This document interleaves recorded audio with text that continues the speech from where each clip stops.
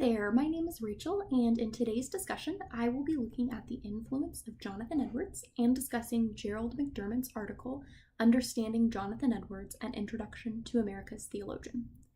In discussing the significance of Edwards, McDermott states that Edwards had a vision of God. He was not just a hellfire preacher. McDermott continues, pointing out that at the center of Edwards' study and view of God is a vision of God's beauty. Edwards was able to impact those outside of certain denominational labels due to his focus on the beauty and truth of God. McDermott also points out that the spiritual practices that Edwards emphasized, such as fasting and daily prayer, are all things that Christians today can benefit from. Author Jonathan Huggins discusses how Edwards' view of justification mirrored Calvin in that he focused on justification through the work of Christ and Christ alone. However, Edwards also noted that this was confirmed through both active and passive obedience to Christ. So that was another important factor of Edwards' theology.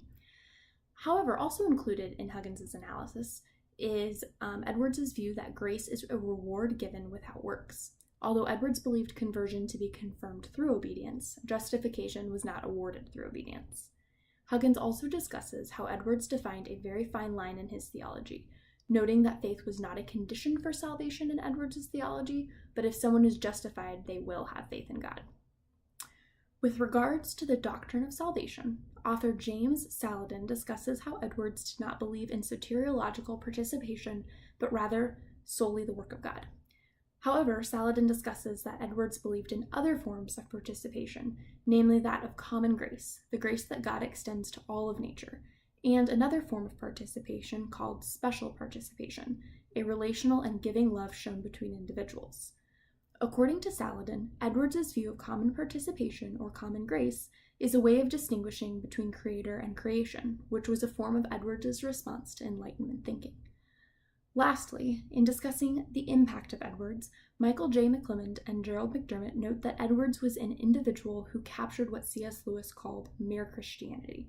Although Edwards had his reformed tendencies, he firmly believed in the key truths of the gospel, and he was open to searching the scriptures for truth. McClelland and McDermott discuss how Edwards utilized well-reasoned and innovative arguments. Even though he was strong on the sovereignty of God, Edwards utilized human reasoning to bring people to God. Ultimately, Edwards was a remarkably influential thinker and theologian, and his work has been leading many people to the Lord since the time of his preaching and for the years to come. Thank you.